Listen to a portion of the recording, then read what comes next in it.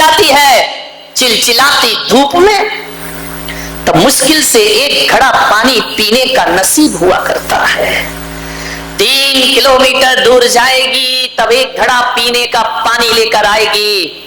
दुर्भाग्य है इस देश का कि पीने का पानी यहां मुश्किल से मिलता है, लेकिन शराब गली गली चौराहे चौराहे गांव गांव में प्राप्त हो जाए। इससे बड़ा दुर्भाग्य क्या होगा कि शराब हर जगह उपलब्ध है, पानी उपलब्ध नहीं है। मान्यवर, मुझे समझ नहीं आती ये सरकार की दोहरी राजनीति। एक तरफ तो सरकार, एक तरफ तो इस देश में ऐसा कानून है कि यदि कोई शराब पीकर सड़क पर बहकता हो तो उसे थाने में बंद कर दिया जाए, जेल में बंद कर दिया जाता है। उसके लिए कानून है, उसके लिए सजा है। चेक रही आवाज, ध्यान रखिए, उसके लिए कानून बनाया गया है।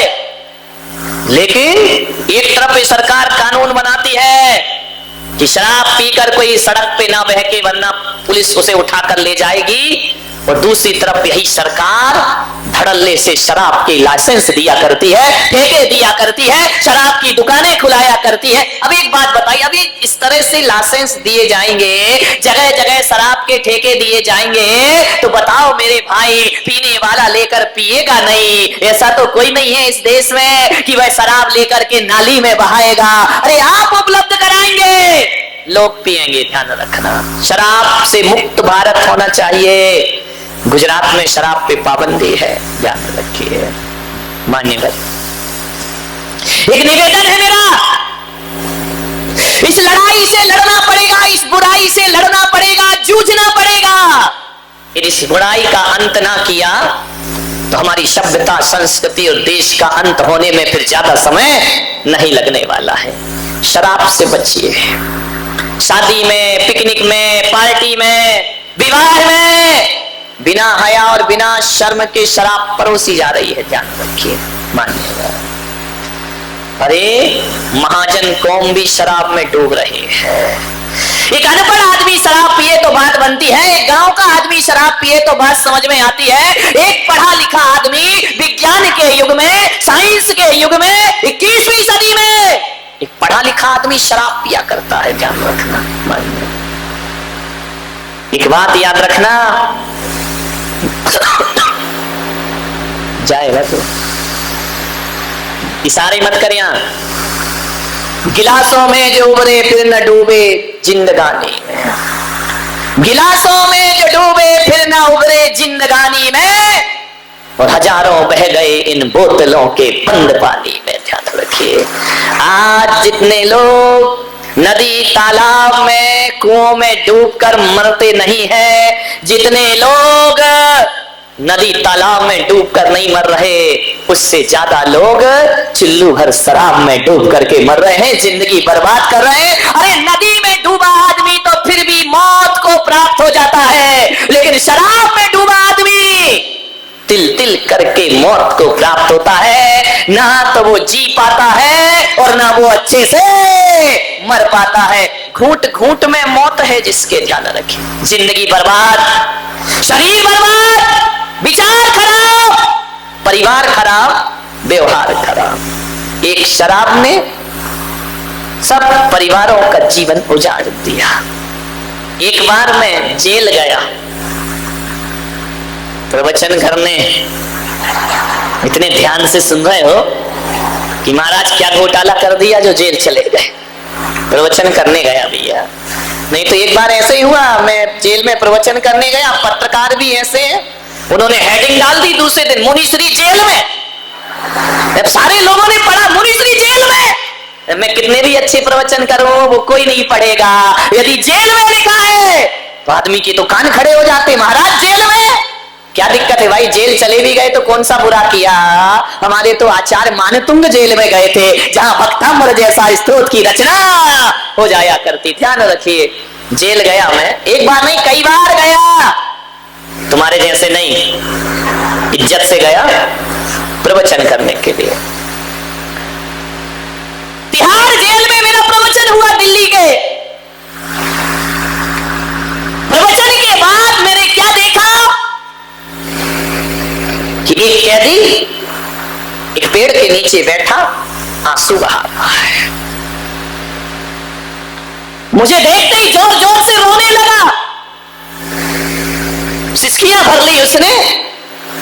मैं उसके पास गया चल के, मैंने उसके कंधे पे हाथ रखा। मैंने कहा रोते क्यों हो? बोले महाराज आज आपने मेरे दिल को छू लिया है। मैंने कहा तुमने कौन सा जुर्म किया था जो जेल के अंदर बंद हो, जो तुम्हें ये सजा मिली है? बोले दुख मुझे इस बात का है कि 2 दिन बाद मेरी सजा पूरी होने वाली है और अब ये लोग मुझे जेल से बाहर निकाल देंगे। तो मैंने कहा ये तो खुशी का दिन है, ये तो आनंद का दिन है, ये तो खुशियां मनाने का दिन है, तुम दुखी क्यों हो रहे हो? उसने मेरे पैर पकड़े, महाराज मैं आपके चरण पकड़ता हूं, किसी भी तरह से आप मेरी सजा बढ़वा दीजिए। मैंने कहा सजा बढ़वा दूं? कैदी तो बाहर निकलने की सोचते हैं, कैदी तो जेल तोड़ने की सोचते हैं, कैदी तो दीवार लांघने की सोचते हैं, और ये तुम हो जो कह रहे हो कि मैं बाहर जाना नहीं चाहता हूं। बोले महाराज 14 साल की सजा हो गई, अब मैं बाहर नहीं जाना चाहता हूं। आपसे निवेदन है कि किसी भी प्रकार ऐन प्रकार किसी से भी सिफारिश करके इतना एहसान मेरे ऊपर कर दो कि मेरी जो जिंदगी बची है वो सलाखों के पीछे व्यतीत हो जाए, मैं बाहर नहीं जाना चाहता हूं। अरे मैंने कहा पागल हो गया तुम? पक्षी आनंदित है, आकाश में उड़ रहा है, स्वतंत्रता का आनंद ले रहा है, एक जानवर भी परतंत्र नहीं रहना चाहता है, और तुम कैसे इंसान हो जो कहते हो कि मुझे गुलामी की इस बेड़ियों में बंधा रहना दो, इन सलाखों के पीछे जीने दो। बोले महाराज मैं बाहर नहीं जाना चाहता। मैंने कहा ऐसी क्या बात है? बोले एक दिन मैं भी बड़ा सुखी था महाराज, मेरे पास बहुत पैसा था, मेरा एक परिवार था, मेरे बच्चे, मेरी पत्नी, सब कुछ मेरे पास था। एक दिन ऐसा तूफान आया कि सब कुछ उजड़ गया मेरे जीवन से। अनिवार्य ये मत सोचना कि मैं कोई कहानी सुना रहा हूं, ये हकीकत जिंदगी में बीती हुई घटना है। उसने कहा महाराज मैं गलत संगति में पड़ गया, गलत लोगों की दोस्ती में पड़ गया, पैसा था, अय्यासी करने लगा, मेरी संगति गलत हो गई। लोगों ने मुझे शराब पिलाना सिखा दिया, लोगों ने कहा कि पी लो यार शराब। मैं तो वो आदमी था जो रात में भोजन भी नहीं करता था, रात में पानी भी नहीं पीता था, लेकिन मेरी उठक बैठक ऐसे लोगों के साथ मिलना जुलना हो गया, उन लोगों ने धीरे धीरे मुझे शराब पिलाना सिखा दिया। जब मैं कहता कि मैं शराब नहीं पीऊंगा, मैं पीता नहीं हूं, तो लोग मुझे ताने मारते कि देश 21वीं सदी में पहुंच गया, ये दुनिया की फैशन है, ये दुनिया का स्टेटस है, ये दुनिया का स्टैंडर्ड है, पी ले बेटा। बहुत मुझे कह के मजबूर कर के पिला दिया। मैं आपसे निवेदन करना हूं बारामती वालों, जो तुम्हें गलत राह पर ले जाए वो दोस्त नहीं, जीवन का सबसे बड़ा दुश्मन हुआ करता है। और मैं आपसे इतना ही आग्रह करूंगा, युवाओं से निवेदन करूंगा कि जीवन में जब भी बुराइयां आती हैं तो माता पिता के द्वारा नहीं आती, जब भी जीवन में बुराइयां आती हैं तो दोस्तों के द्वारा जीवन में बुराइयां आती हैं। अरे दोस्त 2 तरह के होते हैं, एक वो है जो हमारे जीवन में दोष को लाते हैं, वह भी दोस्त हैं, और एक वो दोस्त होता है जो जीवन से दोषों को समाप्त कर दिया करता है, एक दोस्त वह भी हुआ करता है। ऐसी दोस्ती मत करना। आपसे निवेदन है, यदि सच्चा और अच्छा दोस्त ना मिले, बिना दोस्त की जिंदगी गुजार देना, लेकिन गलत आदमी को अपने जीवन में कभी दोस्त मत बनाना। एक बात बताओ, आदमी सिगरेट पीना कौन सिखाता है उसको? Mummy papa? मैं तो कहता हूं कि जो बाप सिगरेट पीता है ना, वो भी चाहता है कि मेरा बेटा सिगरेट ना पिए, ध्यान रखना। एक शराबी भी चाहता है कि मेरा बेटा शराब ना पिए, एक नशा करने वाला भी यही चाहता है कि मेरा बेटा नशा नहीं करना चाहिए। यदि नशा अच्छी चीज होती तो एक शराबी अपने बेटे को शराबी बनाना क्यों नहीं चाहता है? उसको सिगरेट पिलाना क्यों नहीं चाहता है? सोचना है। ये बुरी चीजें, शराब बहुत खराब है मेरे भाई, ध्यान रखना। कौन सिखाता है ये शराब पीना? कौन सिखाता है ये सिगरेट हाथों में रखना? दोस्त सिखाते हैं, ध्यान रखना। न पत्नी से अवगुण आता है, न माँ बाप से आता है, न रिश्तेदारों से। ये बुराइयां आती है दोस्तों से, ध्यान रखिए। मैं आपसे निवेदन करता हूं ऐसी संगति से दूर रहिए, क्योंकि जैसी संगति होती है वैसी आदमी की मति हुआ करती है, और जैसे दोस्त होते हैं वैसे ही उसका जीवन हुआ करता है। मैंने आपसे एक दिन और कहा था ना कि किसी आदमी के चरित्र को पहचानना है तो उसकी खानदान कभी मत देखना। किसी आदमी के चरित्र को पहचानना है, उसकी डिग्री मत देखना। किसी आदमी के चरित्र का परिचय लेना है, उसके रिश्तेदार मत देखना, उसका मकान मत देखना, उसकी दुकान मत देखना। आदमी का असली चरित्र यदि पता करना है तो उसके दोस्त देखना और उसके यार देखना, क्योंकि आदमी जैसा होगा वैसे ही दोस्तों की संगति पसंद करेगा। ध्यान रखिए मान्यवर, यदि आप अच्छे हैं, गलत दोस्तों की संगति आप पसंद नहीं कर सकते हैं। ध्यान रखिए, संगति पर विशेष ध्यान देना। ये दोस्त माल में तो साथ देते हैं, लेकिन मार में कोई भी साथ देने वाला नहीं है। उस आदमी से जो जेल का कैदी था, मैंने कहा देख, जब इन दोस्तों ने तुझे शराब पिलाई, जब तू गलत काम करता था, चार चार दोस्त तेरे आगे पीछे रहते थे, और जब तू पकड़ा गया तो सलाखों के भीतर अकेला आकर के बैठा हुआ है। कोई भी दोस्त तेरे साथ आने वाला नहीं। दोस्तों से सावधान, संगति से सावधान। किसके साथ उठ रहे हो, बैठ रहे हो, ध्यान रखिए, पूरा जीवन बर्बाद हो जाएगा। कोई दोस्त ना मिले ना तो भगवान को अपना दोस्त बना लेना, जिंदगी संवर जाएगी तुम्हारी। ध्यान रखना, जाम पर जाम पीने से क्या फायदा, रात चढ़ेगी सुबह उतर जाएगी। प्रभु नाम का प्याला पी, तेरी जिंदगी संवर जाएगी। ध्यान रखिए, विचार करना है आपको, दोस्तों से बचो। उस आदमी ने मुझे बताया कि महाराज मैं शराब पीने लगा और ऐसा आदी हुआ, शराब का ऐसा आदी हुआ कि अब शराब के बिन जीना मेरा मुश्किल हो गया।